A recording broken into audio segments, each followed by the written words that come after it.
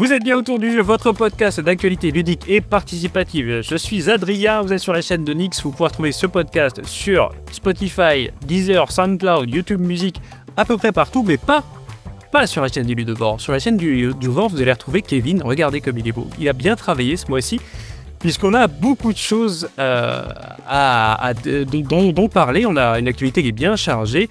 On va évidemment...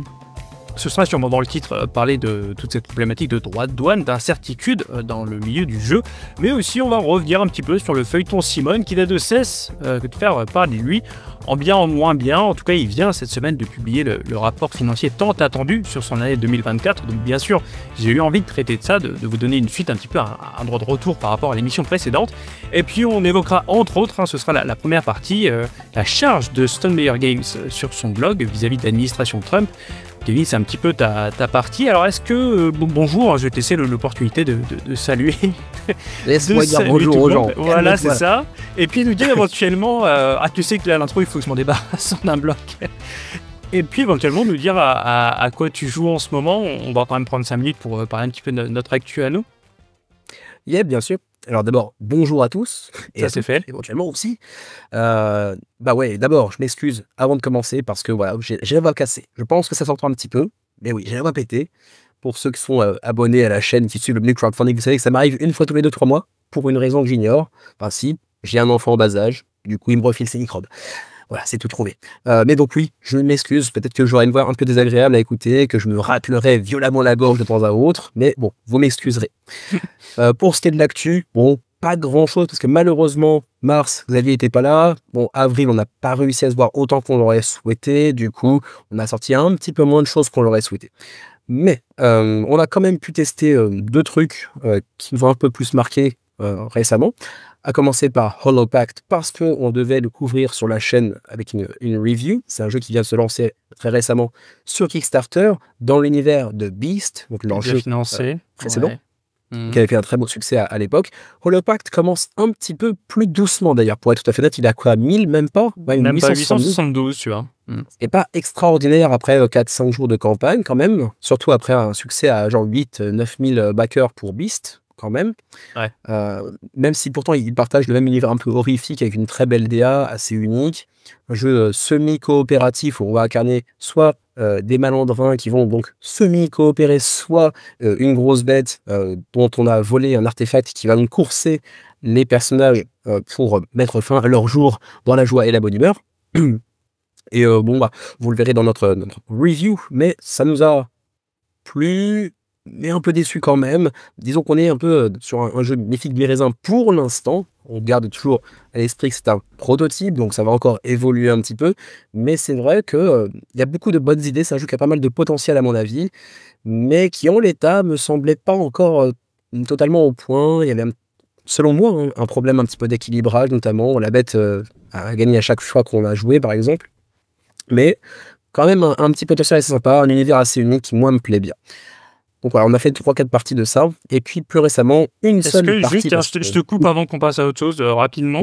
Est-ce que, ça m'est venu comme ça, là j'ai une élimination, est-ce que tu crois pas, c'est peut-être un peu con ce que je dis, mais qu'il y aurait une sorte de syndrome Wii U, tu sais, c'est-à-dire que la DA, en tout cas les couleurs ressemblent beaucoup à Beast, le pitch ressemblerait presque à Beast en mode tous contre un. Est-ce que tu crois pas qu'il y a des gens qui ont du mal à voir la différence, et que peut-être ça les attire moins, parce qu'il n'y a pas de... Tu vois, il n'y a rien qui va vraiment, d'apparence, à première vue, qui va le différencier de Beast. Je pense qu'il y a, c'est un peu les 2 facettes d'une même pièce, dans le sens où tu vas avoir ceux justement qui ne voient pas très bien la différence et du coup s'en éloignent, et ceux qui voient radicalement la différence et qui du coup sont encore plus intéressés parce qu'ils ont adoré l'univers de Beast. Quel est le ratio? Là, c'est notre question, mais c'est pas impossible que ça joue un peu en défaveur. Le fait d'inscrire toute une gamme dans le même univers, c'est pas quelque chose qui me semble vraiment néfaste en soi, mais bon, il y a peut-être différentes raisons à aller chercher. Le prix est un petit peu élevé peut-être aussi. Je sais pas, peut-être que au-delà de l'aspect même univers, même DA, le fait que ce soit encore un jeu de 1 contre tous, ouais. C'est ça que je pensais. C'est un petit peu trop similaire. Je pense qu'ils se font de la concurrence en interne. C'est un petit peu dommage à ce niveau-là. Même si je comprends la logique de développer l'univers de Beast. Il aurait peut-être fallu imaginer des mécanismes un petit peu différents. Un gameplay différent, ouais. Voilà, ça.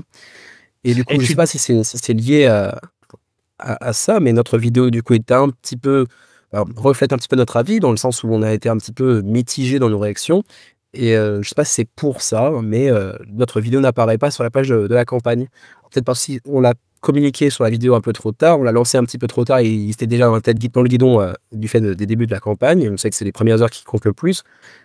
Est-ce que c'est pour ça ou est-ce que juste ils n'ont pas trop aimé qu'on soit un peu trop négatif sur le jeu? Je ne sais pas, mais pour l'instant, en tout cas, on n'apparaît pas sur la page de la campagne, quoi. Ouais. Enfin, de ma petite expérience, je peux dire que quand la review est très très bonne, ça prend 3 clics de la mettre, ils la mettent. Hein. Là, je vois qu'ils en ont en plus beaucoup. Ouais. Donc, à mon avis, ils vont pas s'embêter à polluer peut-être un discours général assez. Je vois que là, ils mettent en gras évidemment des phrases très très flatteuses. À mon avis, ils n'ont pas voulu s'embarrasser d'un truc un peu plus mitigé. Ouais, probablement.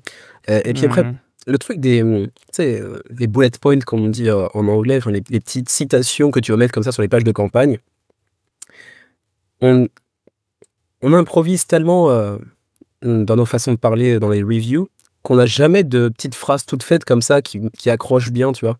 Mhm. Et du coup, quand on regarde nos vidéos et qu'on nous demande une citation comme ça, bon, on a du mal à trouver quelque chose qui soit vraiment pertinent, marquant.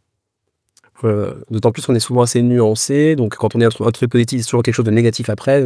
C'est pas facile de trouver un truc vraiment pertinent, je trouve. Ouais, souvent, c'est même moi qui scripte plus sur mon format classique. J'essaie quand même de reformuler la phrase quand même pour Ouais, ouais, qu'elle corresponde à leur format. Et donc, c'est pas clairement. forcément mot pour mot ce que j'ai dit en fait. C'est plus ce que je veux évoquer et ça me permet comme ça de mettre un peu de nuance sur. Parce que Ouais, si je vais clairement. chercher une phrase, soit il y aura des phrases qui. Ouais, tu sais, c'est le bien et le pas bien, mais genre, c'est peut-être plus manichéen que chez vous. C'est-à-dire que ce qui est bien, c'est vraiment très très bien, et ce qui est pas bien, c'est vraiment beaucoup moins bien. Donc, s'ils prennent qu'une phrase dans le bien, ça sera pas nuancé du tout, tu vois. Et voilà, et souvent, quand je vois, parce que je sais que je fais pareil, hein, quand je vois des citations qui disent Oh, le jeu est joli, je vais dire Ça, c'est un jeu de merde. Si t'as trouvé que ça à donner, c'est que tu voulais pas mouiller plus, Bah ouais, et c'est que c'est un jeu pourri. clairement. Hmm. Et même d'ailleurs, la seule citation qu'ils ont en français de l'école de jeu, là, qui est juste là, Elle est nulle, cette citation. Elle est nulle, bah ouais, nulle. elle est naze. Pas que la vidéo est naze, je l'ai pas vue en question, Non, mais non plus, hein. Mais, là, ça te dit rien sur ce qu'il a pensé du jeu en tant que tel, mais juste sur l'univers. Et du coup, c'est pas suffisant, quoi. D'autant que le 1 contre tous dans une thématique d'horreur, c'est tout sauf original. Ça en Bah fait oui, pas en encore une plus. fois un mauvais jeu, hein, mais. Donc, soit il a pas voulu s'embêter. À mon avis, c'est qu'il a pas voulu s'embêter, je sais pas. Parce que, ouais, elle donne pas envie. Et en plus, moi, quand je vois ça, je me dis, c'est qu'il il avait rien de bon à en dire, quoi. C'est vraiment ce que tu Ouais, mets là, voilà. c'est plutôt le bon, quoi. Au-delà de Hollow Pact, très rapidement, on Oui. a aussi testé pour la première fois Deep Regret que Xavier a reçu enfin. C'est un jeu qu'il attendait beaucoup, un jeu de pêche encore une fois, mais cette fois-ci dans un univers Lovecraft, donc assez original, avec une très très belle DA bien dans le ton. Pour l'instant, sur une seule partie, c'était plutôt très sympa. Peut-être des questions à se poser sur l'équilibrage au niveau des différentes cartes de poissons, et pas que des poissons d'ailleurs. Mais non, c'est quand même plutôt sympa. Ça fait partie de ces quelques jeux où même si éventuellement il y a des soucis d'équilibrage, je peux passer outre. Il y a certains jeux pour lesquels ça me gêne moins que pour d'autres. Les petits jeux courts, par exemple, c'est moins gênant. Là, celui-ci a quand même duré 1 heure et demie, donc c'est pas si court que ça, mais je sais pas, ça fait partie de cette catégorie de jeux où je peux pardonner plus facilement un certain manque d'équilibrage, par exemple. Mais à confirmer avec une deuxième, troisième partie, mais pour l'instant, très bonne première impression en tout cas. Alors, ça, c'est bizarre, tiens, je viens de voir, t'as vu que les développeurs de Old King's Crown ont mis leur code aussi. Ouais, ils sont potes apparemment. Ils se sont baqués l'un Ouais, l'autre, voilà. ils sont Ah en oui, Angleterre. d'accord, ok. Je pense qu'ils se D'accord. connaissent dans la vraie vie. Ok, d'accord. Et puis sinon, donc je Et l'ai dit, oui. j'ai très très peu joué en mars-avril, mais au jeu de société. Mais par contre, je suis retombé dans mes vieux travers. Et c'est un petit peu l'instant alcoolique anonyme. Bonsoir, c'est Kevin. J'avais pas bu depuis 2 ans, et je suis retombé dans la marmite de Football Manager. Et ça, c'est Aïe, aïe, affreux. aïe. Hmm. Là, c'est nul, ouais. C'est affreux. Pour les amateurs de football et de jeux vidéo, c'est quelque chose qui vous parle peut-être, mais c'est un truc hyper chronophage quand on aime ça. Et malheureusement, j'ai la faiblesse d'aimer ça. Et j'ai dû passer 100-120 heures en l'espace d'un mois dessus. C'est beaucoup trop. Du coup, je procrastine et c'est mal. C'est beaucoup trop, je confirme. Ok. Bon, je passe rapidement sur mon vécu, parce que j'ai pas joué à grand chose de très original. Juste, je reviens sur Miss Wind, qui était un peu comme Deep Yep. Regrets pour Xavier, qui était un peu pardon, qui était un petit peu le fil rouge du podcast depuis 2 ans. Parce que j'avais backé la saison 1, puis j'avais regretté en jouant sur TTS, je me disais que c'était pas si bien dans mes souvenirs, je l'avais revendu mon pledge. Puis j'avais rebaqué la saison 2 que j'avais reçue. Et ok, c'est bien. Dans le sens où voilà, mes doutes sur les parties TTS après la première campagne n'étaient pas forcément justifiés. Je pense qu'il y avait des choses que j'avais mal compris ou mal appliquées. Par contre, alors j'ai pas la page internet, mais c'est une espèce d'Animal Crossing / Stardew Valley en jeu de société, donc un jeu où il n'y a pas vraiment de fin et où simplement on fait grandir un village et chaque joueur a son petit plateau avec son métier et donc chacun a son gameplay différent, un petit peu comme la BD Marchand qu'on va évoquer tout à l'heure. Donc voilà. Par contre, donc, à ceux que ça peut-être intéresse encore ou qui envisagent d'acheter, la VF c'est Don't Panic, je crois. Ouais, je crois, ouais. Qu'est-ce que c'est complexe? C'est-à-dire que les mécaniques de jeu, à part peut-être le fermier et la crafteuse, là, c'est quand même des sacrées mécaniques. Et du coup, pour un jeu qui se veut chill, moi je pensais que c'était, d'ailleurs comme la BD Marchand qui lui est un euro, malgré le fait que ce soit un Eurogame, les jeux sont plutôt sympas. Oui, il faut réfléchir pour essayer d'être optimal, mais ça va. Là, vraiment, avec donc la marchande qui est là en violet, tu gères l'offre et la demande. Genre, tu as plusieurs jetons pour ajuster les marchés parallèles, tu as de la concurrence. Et le problème, c'est que du coup, tu te trouves à expliquer, à devoir expliquer beaucoup de règles à beaucoup de monde, ou à devoir confier des livrets de règles à des gens et à espérer qu'ils aient bien tout compris eux-mêmes. Et de toute façon, il faut que tu les lises aussi, parce que sinon, tu peux pas checker qu'ils ont bien compris. Et ouais, moi, j'ai joué la fille qui gère la innkeeper, voilà, qui gère la taverne. Et en fait, j'ai un mal fou à générer des thunes. Ce qui fait que quand t'es plusieurs, ça va, c'est sympa. Mais un peu, Xavier m'avait déjà prévenu ce qu'il y a joué avant. Quand t'es tout seul, en fait, tu passes ton temps à galérer. C'est peut-être ça qui m'avait découragé, tu vois, quand j'avais joué sur TTS. C'est que si t'arrives pas à faire du bénéf, tout ce qui te reste, c'est l'alternative un peu narrative que tu peux faire à côté quand t'as rien de mieux à faire. Tu vois, piocher des cartes et lire des histoires. Et c'est pas pour ça que tu joues à ce jeu-là, en fait. Donc, ouais, un peu dur, en fait. Un peu. Alors, tant mieux. Je veux dire, vaut mieux qu'il y ait une courbe de progression pour que le jeu dure longtemps. Bien sûr. Mais je pensais qu'il serait plus chill quand même. Alors que là, c'est vraiment, ils ont bossé. Clairement, ils ont bossé sur les mécaniques. Ça devient des jeux dans le jeu, mais ça pourrait presque être des jeux à part entière, vraiment. Hein. Donc, peut-être un petit peu too much pour l'ambiance casu que j'envisageais avec le groupe en question. Et voilà. Et vous le voyez, derrière moi, j'ai reçu un pledge Apex Legends que j'ai pas backé, hein, qu'on m'a donné, que l'éditeur m'a offert, donc Glass Cannon Unplugged, que je remercie toujours pour sa confiance, que c'est le genre d'éditeur qu'on est content d'avoir dans son catalogue, entre guillemets. Clairement. Donc, ils sont en train de livrer, je pense, alors j'ai eu Frostpunk, hein, j'avais backé pour le coup. Je pense que même au-dessus de Frostpunk, ça va être le pledge le plus intransportable du monde. J'avais dit que je le pèserais pour l'émission, j'ai oublié. Il pèse une tonne, vraiment une tonne, une vraie tonne. J'ai mis 4 heures, je crois, à tout ranger. Ouf. C'est hallucinant. Mais si tu veux, ta figurine, au lieu de les avoir dans une espèce d'insert à la con, quand elles sont rangées dans un diorama, quoi. Donc, tu as un diorama, je sais pas s'il est monte là-dessus, c'est ça que je voulais voir, en fait.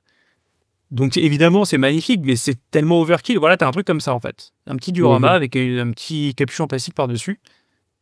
Et voilà, donc oui, c'est fou, en fait, c'est fou. Sachant, alors j'ai commencé à attaquer les règles, sachant que Glass Cannon, ils font pas que des beaux jeux, contrairement à Simon ou à Oakenheim, ils font aussi des jeux qui, au niveau des règles, de mon expérience sur 2 jeux, sont particulièrement bien travaillés et reflètent vraiment l'univers des jeux vidéo, donc j'ai hâte d'attaquer ça. Mais à mon avis, alors que l'univers ne m'attirait pas trop, Apex Legends, je m'en fous, a priori, ça risque de taper fort, et ça promet, vu ce qu'ils ont annoncé cette année, hein, c'est-à-dire le Don't Starve et le Diablo, dont on parlait dans notre émission de fin d'année dernière. Yep, Don't Starve, ça promet, ouais. Ouais. Diablo, je sais pas ce qu'ils vont faire avec, mais c'est ambitieux en tout cas. C'est ambitieux. Mais s'il y en a un qui peut le faire, c'est eux, je pense. Vraiment, ils ont des designers. Là, je parle vraiment de mécanique et de règles. Hein. Et d'ailleurs, les règles sont limpides et c'est impressionnant. Ils ont un talent là-dessus qui n'est pas du tout commun. Faire des belles figurines, il y a beaucoup de monde qui sait faire. Faire des belles règles, faire des jeux engageants, c'est autre chose. Yep. Et sur ces entrefaites, je te propose donc de nous parler. Donc le thème un petit peu, voilà, ça va être démystifier toutes ces histoires de droits de douane dont on entend beaucoup parler, mais qui est pour beaucoup encore une espèce de nébuleuse. On en parle comme du grand méchant loup, mais tout le monde ne sait pas forcément ce qu'il y a dedans. Donc on va essayer de parler du pour, du contre, de ceux qui en font trop, de ceux qui en font pas assez. Et toi, tu voulais parler de ceux qui, alors je sais pas s'ils en font trop, mais qui en font beaucoup. C'est-à-dire, entre autres, Sun Meyer Games. Et c'est peut-être pas comme ça que tu voulais commencer. Non, je n'ai pas d'approche particulièrement définie avant le début de l'émission, donc ça ne me dérange pas de prendre ça par un bout ou par l'autre. Mais c'est vrai que tu mentionnais un peu l'exagération de certains vis-à-vis du phénomène. Et c'est vrai que bon, c'est un phénomène important qui a pris un peu le monde jeté par comme une tempête il y a de ça quoi, un mois et demi maintenant. L'annonce des tarifs douaniers aux États-Unis qui a quand même un petit peu foutu le bordel, c'est vrai.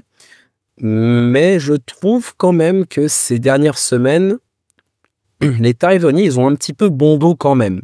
Je pense que pour certains, ils arrivent un petit peu à point nommé pour trouver un petit peu une excuse Exactement. autre que bah, on a fait de la merde. Euh, et je trouve ça un petit peu gênant parfois. On a eu quelques exemples récemment d'éditeurs qui bah, soit ont mis la clé sous la porte, soit ont annoncé des changements drastiques, des Voir des licenciements, licenciements, ouais. etc. Et c'est pas uniquement ça, parce que c'est quelque chose qui n'a pas encore vraiment été lancé, soyons honnêtes. Enfin, pour l'instant, c'est gelé. Ça fait peur à tout le monde et c'est légitime en soi. Hein, c'est un truc effrayant si vraiment on en reste à soit 145%, quelque chose comme ça maintenant, 154, j'ai oublié. Ça va jusqu'à 145, je crois, ouais. 145 ou 154, Ouais. je mélange tous les deux derniers chiffres. Mais oui, quoi qu'il en soit, pour 9%. Mais oui, c'est effrayant si c'est appliqué. Mais en l'état, c'est pas encore le cas en fait. Donc, leur mettre tout sur le dos, ça me semble un petit peu hâtif et un petit peu trop facile surtout. On l'a vu avec notamment, on en parlera plus tard, de Final Frontier, qui mentionnait ça comme une des raisons qui les ont menés un petit peu à la perte. Alors qu'en dans les faits, bah, non, enfin, la comment dirais-je? L'attaque un petit peu, indirecte, passive-agressive vis-à-vis de Simone est plus justifiée à la limite et c'est Et plus encore. entendable Et et encore, c'est ce encore. sur quoi j'ai pensé, ouais. Mais vas-y, sabote ma partie, hein, Mais ça pas de s'entend quoi, problème, ça aucun s'entend. problème. Non mais je veux dire, ça s'entend. Ouais, ouais. C'est une somme conséquente qui a vraiment pas été donnée a priori, mais là tu me confirmes parce que moi j'ai moins bossé que toi sur ce sujet-là, mais en Mmh. revanche les tarifs, c'est pas quelque chose qui les a encore impactés, qu'ils allaient encore impacter en tout cas au moment où ils ont décidé de prendre cette décision. Décidé de prendre cette décision, très inélégant comme tournure de phrase, quand ils ont décidé de mettre la clé sous la porte, en fait, simplement. Mmh. Et c'est pas les seuls. Il y a quand même pas mal d'éditeurs qui disent que ouah, c'est la fin des haricots à cause de ça. Non, c'est la fin des haricots potentiellement parce que en partie, si ça s'applique, vous serez dans le caca, et c'est vrai, et c'est pas de votre faute. Mais il y a aussi d'autres raisons qui font bah, la gestion jusqu'à présent, était pas forcément idéale. Vous avez fait peut-être des erreurs par-ci par-là, et on a le droit de faire des erreurs, mais tout mettre sur le dos des tarifs douaniers, c'est un petit peu exagéré. Maintenant, si on veut faire un petit point sur la situation, c'est vrai que c'est particulièrement inquiétant, y compris pour le marché non américain, enfin, européen aussi, parce que une grande partie des jeux auxquels on joue viennent aussi de là-bas, et du coup, ben, ils vont quand même devoir réagir face à l'impact que ça va pouvoir avoir sur eux. Et donc, augmenter les tarifs des jeux, c'est une des solutions, une première qu'on a pu imaginer, bien évidemment. Donc, peut-être que ça aura un impact directement sur nous en Europe, même si moi je suis pas en Europe, mais bon, vous aurez compris, également.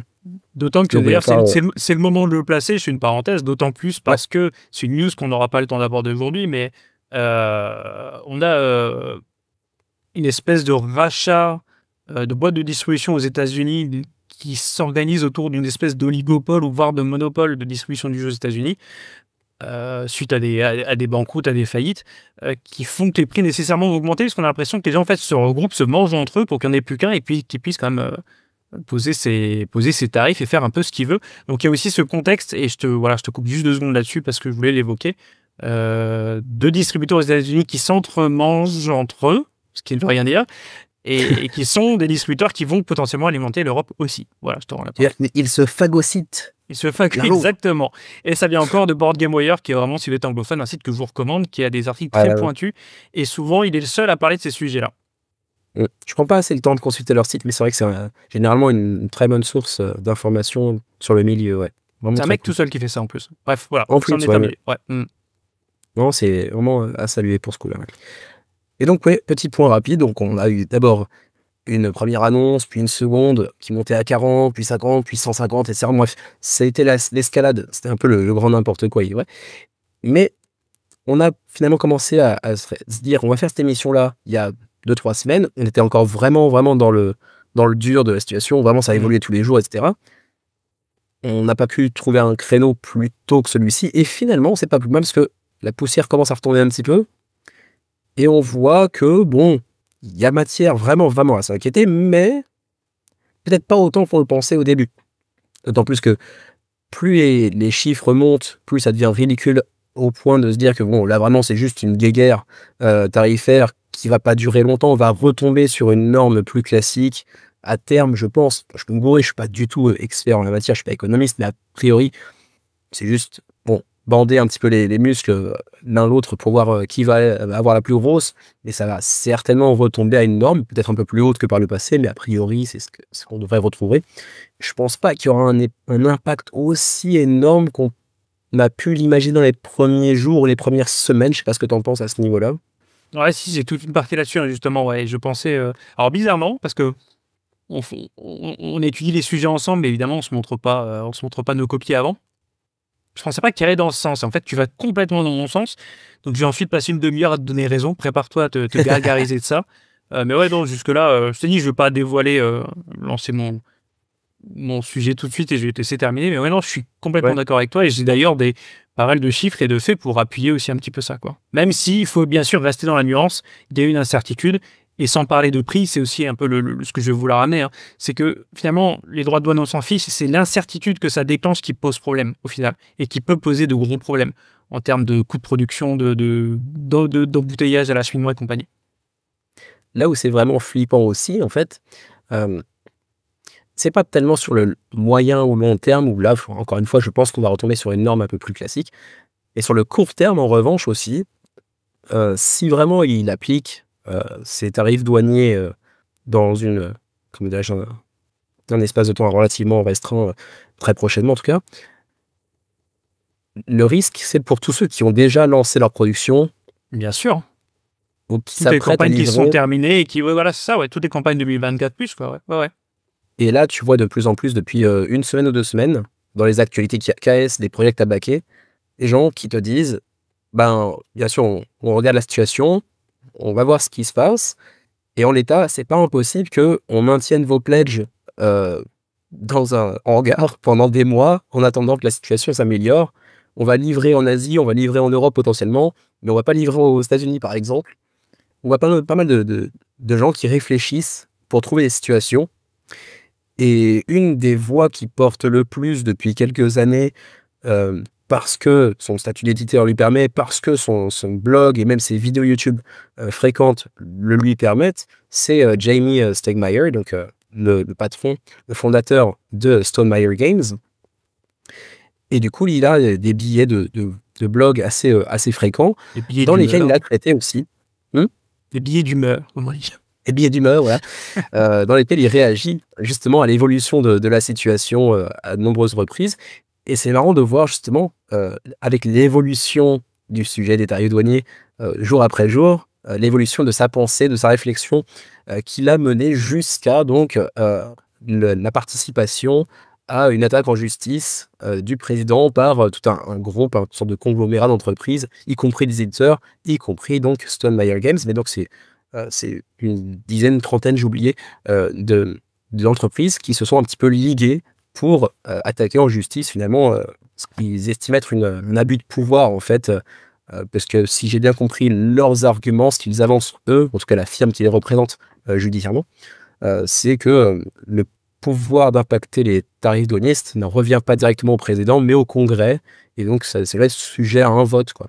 Et du Ouais, coup, ils oui, vont essayer ils advertisent ça comme on va attaquer Trump en justice, quoi. C'est vraiment la C'est ça, headline c'est pour ça. Mais ceux qui l'ont apparemment, loupé, la c'est ça, hein. procédure a été lancée, ça y est. Hmm. Donc, c'est intéressant. Et c'est vrai que, encore une fois, si vous n'êtes pas trop réfractaire vis-à-vis de la langue de Shakespeare, les billets, justement, que poste Jamie Stegmaier sur son blog, ou même les vidéos qu'il poste sur ce genre de sujet-là, sont assez intéressants aussi à suivre parce qu'ils présentent le point de vue d'un éditeur assez franchement, assez directement. Et généralement, c'est plutôt intéressant. Et voilà, donc petit premier point sur les différents blocs qu'il y a mis. Donc ici, la mathématique des tarifs, par exemple. Voilà, we're suing the president. Donc on attaque le président en Je me mets à jour justice. en même temps. Il y en avait un troisième que j'ai trouvé un petit peu moins bien rédigé, enfin, en tout cas, moins bien titré. Parce que là, le titre, c'est comment on peut trouver une solution, comment on peut réparer un petit peu le problème des tarifs douaniers avec tout ce qui est manufacture, etc. And the solution. Ah, sauf qu'en vrai, quand tu lis l'article, bah, ouais, ça traite de ces sujets, mais c'est pas aussi clair que le titre le laisse penser de prime abord, quoi. Mais ça reste intéressant, ça fournit des informations qu'on n'a pas forcément quand nous, on est de simples joueurs, quoi. Ouais, alors si tu veux, je pensais pas que tirer dans ce sens-là, je l'ai déjà dit. Oui. Et moi, alors tu sais, hein, je suis trésorier de l'amicale des youtubeurs de droite, et du coup, j'avais envie un petit peu de jouer l'avocat du diable, ce que finalement, tu as fait aussi, hein. Et je me suis demandé si, en voyant cet afflux, si tu veux, d'articles constamment, de communication, d'éditeurs, de journalistes et compagnie, si, à l'image des médias vidéoludiques américains, qu'on sait très politisés, si l'industrie du jeu de société faisait pas un petit peu aussi de catastrophisme, en mettant tous les malheurs du monde sur la politique de l'ère de Trump. J'avais lu il y a quelques années un article dont le titre était « Il pleuvait moins sous Sarkozy ». Et je trouve que cette accroche était géniale. L'article mettait en lumière le fait que de plus en plus, les sites d'information, même de divertissement, ils vont faire passer des messages politiques là où il n'y a pas toujours la place, et puis mettre la politique au cœur, à l'origine de toute chose.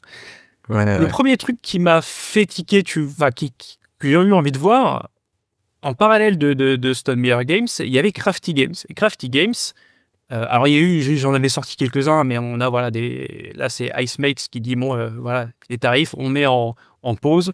T'en as qui ont déjà dit, alors j'ai oublié le nom de l'éditeur, celui qui a fait Onwards il y a pas longtemps, l'italien. J'ai honte parce que je l'ai backé en plus, c'est un des rares jeux que j'ai backé cette année. Qui a dit vous paierez 75% les gars, les Américains vous paierez 75% de ce qu'il y aura en plus. C'est non négociable, mais je pense qu'il vous assure, c'est ça où il ferme la porte, il met la clé sous la porte, c'est un petit. J'ai oublié le nom, putain, tu vois, il fait que des MOBA là. Ouais, je me souviens de la page de la campagne, mais j'ai oublié le nom aussi. Et donc voilà, pas Facebook, sur Instagram, on a donc le patron de Crafty Games, celui qui a fait l'excellent Bourou, dont on me demande toujours l'orthographe dans les commentaires quand j'en parle parce que c'est pas évident. BURU, hein, pour ceux qui cherchent encore, qui est un très bon jeu, bref. Donc il se dit, voilà, Noël est déjà foutu. Et je me suis dit, est-ce que ce mec-là, c'est pas aussi Loki, une espèce d'activiste, tu vois, un peu soft, qui fait son truc. Et ben, je me suis débunké très vite, a priori non, sur ce cas-là précis. Et c'est en fait ce que tu allais chercher, toi, quand tu m'as parlé des droits de douane comme Bondo, etc. Quand je te dis, c'est l'incertitude qui pose problème, a priori, d'après lui, c'est surtout ça. C'est-à-dire que c'est maintenant, on le sait dans les mois à venir, que les jeux pour Noël, que ce jeu de société ou jeux et jouets en général, vont être produits, acheminés, etc. Sauf que tu as beaucoup de gens qui mettent en pause, qui sont en stock en Chine, sont en stock tout ce qu'on a aux États-Unis, ou quelque chose entre les deux. Mais avec ces augmentations, tu peux aller jusqu'à 145%. Si d'un seul coup, tout le monde se décide parce qu'on sent qu'il y a une ouverture, ça va bouchonner au niveau de la logistique. Et comme au moment du Covid, exactement de la même manière, les prix des transports vont flamber. Et on va se retrouver avec un retour de bâton qui sera même pas lié à la douane, mais simplement à cette forme de spéculation, d'attente qu'on a aujourd'hui dans l'industrie. Et pour moi, le vrai danger, il est là. Quoi que fasse Trump, à la limite, il fait la politique qui lui sied. Enfin, j'ai du mal à penser qu'il fasse forcément tout mal tout le temps. Mais après, je suis pas un expert là-dedans. Mais je me dis qu'il doit aussi avoir son raisonnement. Juste, il est peut-être moins mis en lumière par les médias traditionnels. Dans tous les cas, en tout cas, c'est même pas ça le problème. Ce qui ça peut-être pas anticipé, c'est qu'il allait perturber, au moins à l'échelle d'une année, une industrie, un truc qui est quand même qui s'était pas trop mal rodé depuis la fin de la crise logistique post-Covid. Et le problème est là. C'est un point sur lequel on pourrait rebondir aussi. Rebondissons, c'est un point que mentionnait Steinmeier dans son blog d'ailleurs. Et j'ai vu un ou deux vidéastes, peut-être Board Game Call qui en parle aussi, je ne sais plus. Mais c'est un truc qui a été, pour le coup, relativement évident. C'est que, bon, à la limite, tu veux montrer des muscles, tu veux faire une petite guerre économique avec tes rivaux, etc. Ça peut se comprendre, ça peut se défendre. C'est pas la discussion du jour en réalité. Mais si tu veux appliquer ce genre de choses, laisse aux entreprises de chez toi le temps de se retourner, quoi. Ouais, complètement. Fais pas une application instantanée de ça. C'est juste, tu vas foutre un dawa pas possible, tu vas provoquer effectivement la chute d'entreprises nationales avec ça. Et là, pour le coup, effectivement, si c'est vraiment appliqué comme ça d'un claquement de doigts, bon, il y en a des dizaines qui vont mettre la clé sur la porte instantanément, parce que on oublie trop régulièrement, quand on est simple joueur, que le monde du jeu de société, c'est très très peu de marge en réalité. Alors c'est vrai que les jeux sont plus chers que par le passé, ça veut pas dire qu'ils se font plus d'argent, les éditeurs en soi. il coûte aussi plus cher à produire. On n'a pas les mêmes composants qu'il y a 20 ans. On a quand même des jeux qui sont un petit peu mieux en termes de composants que par le passé. Clairement. Les composants eux-mêmes sont plus chers. Le bois, quand même, a flambé. Petit jeu de... ouais.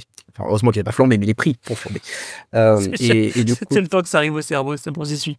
Oui, bon, laisse, ça glisse. Mais ouais, donc, les composants coûtent plus cher eux-mêmes. Les coûts de production de manière générale ont augmenté.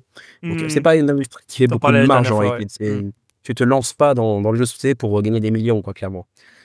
Donc, ça aussi, c'est un truc à savoir. Et du coup, effectivement, si tu veux appliquer tarif douanier comme ça, soit, mais laisse un petit peu le temps aux éditeurs de se retourner.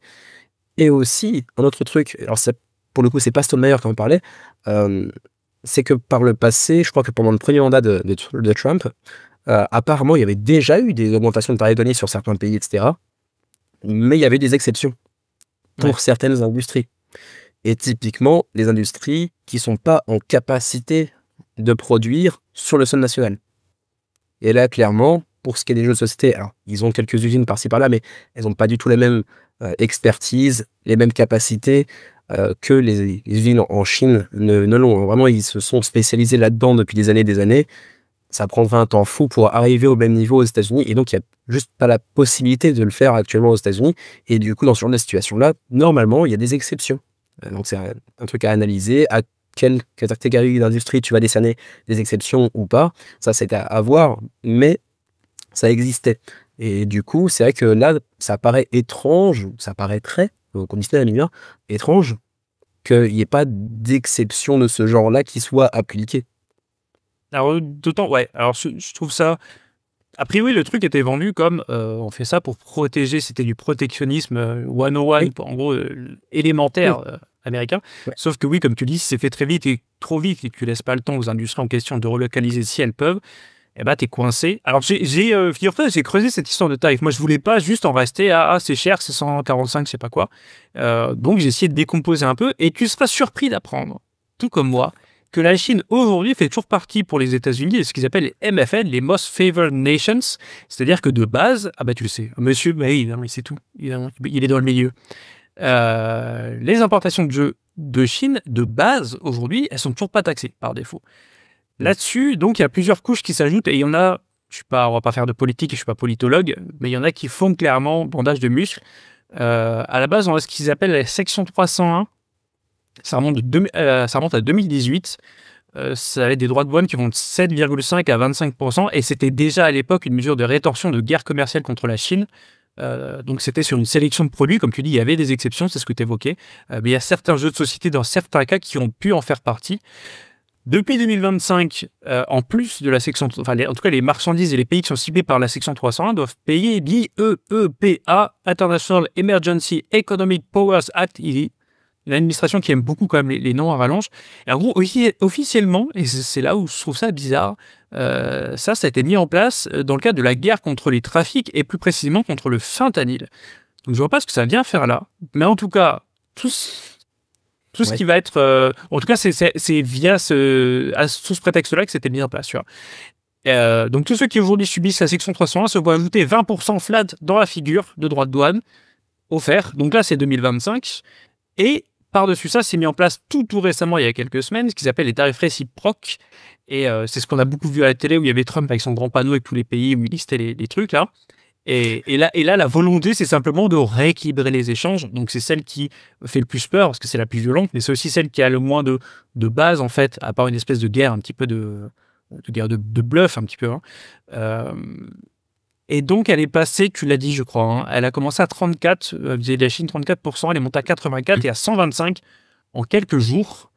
Et donc, si on cumule, ça fait 145 de base, plus éventuellement ce que l'impact de la section 301 si les produits sont affectés. Mais sans ça, donc juste avec l'IEEPA et puis les tarifs réciproques, on arrive à 145. Donc évidemment, et je conclue là-dessus, peut-être, je ne sais pas si tu voulais encore après relancer le sujet, ce qui me paraissait important de rappeler, c'est que le fabricant de téléphone, on le voit déjà, et Samsung et compagnie, ils vont contourner en assemblant les produits ailleurs. Ils vont faire ça je sais plus, c'est en Thaïlande, je crois, ou Taïwan, je sais plus, bref. Ils ont moyen d'aller de où ça tape un peu moins fort. Sauf que j'ai l'impression, et ça, j'avoue que je l'ai pas creusé, mais c'est quelque chose qui me paraît assez obvious, assez évident, c'est que la Chine a quand même pas on va dire un relatif monopole sur tout ce qui est assemblage manufacture. On sait que le gros du matos et du savoir-faire, il se trouve là-bas. Et on a l'exemple européen avec Earthbound Games, dont on voulait se moquer, mais on n'aura peut-être pas le temps. Mais pas que, hein, mais ceux qui veulent produire local, on voit que de toute façon, ça coûte au moins aussi cher que de manger les droits de douane de Trump. C'est vrai en Europe, c'est peut-être vrai aux États-Unis.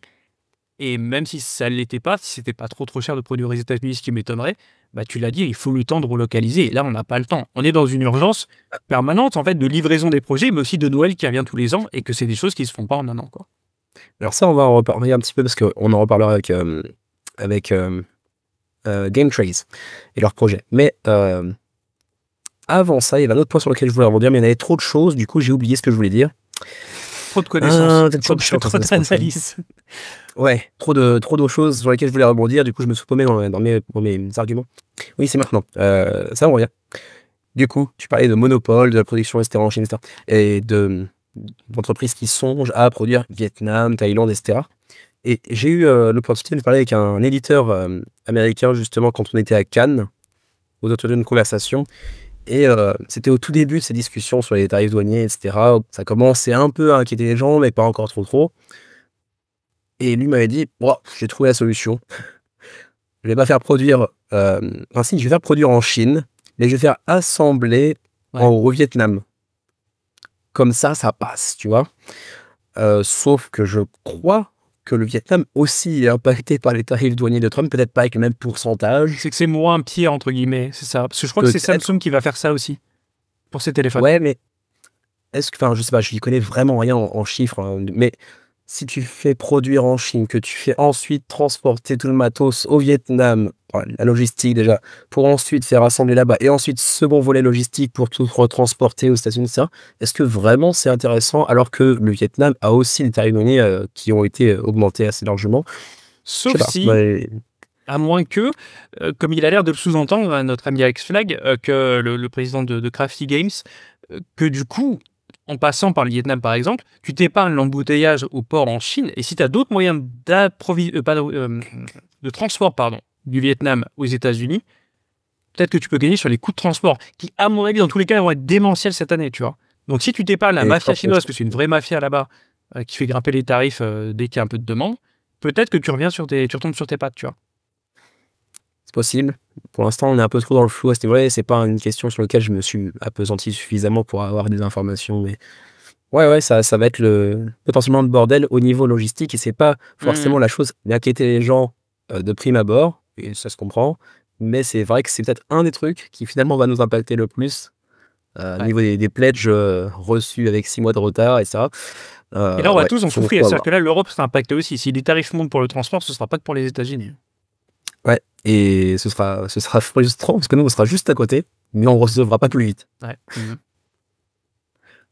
Et du coup, ça nous permet de rebondir un petit peu sur le sujet de Game Trace, ou Game Trace Lab, puisque Game Trace, c'est essentiellement pour les inserts plastiques. Ils ont lancé leur propre ligne de création de jeux de société. Ils ont fait premier projet qui était... Ouais, non, ils n'ont pas. Tu dis leur premier, ils en ont fait d'autres depuis, parce qu'il date ce truc. Non. C'est leur premier projet et c'est un projet d'envergure. C'est pour ça que pour l'instant, ils ont rien lancé d'autres parce qu'il y a eu pas mal de soucis. Si tu te souviens bien, il y avait des soucis avec certains des artistes qui, après coup, avaient dit non, finalement, on veut pas que vous utilisiez nos œuvres dans votre jeu. Il y a eu une procédure judiciaire, etc. Bon, finalement, ils vont pouvoir les utiliser, mais il y a eu du retard. Quand tout semblait avoir enfin trouvé une solution, paf, ils se sont fait les tarifs comme tout le monde, un peu comme les ligaments croisés pour un footballeur. Enfin bref, ils sont pas de bol. Il y a toujours quelque chose qui leur tombe sur le coin de la tronche, quoi.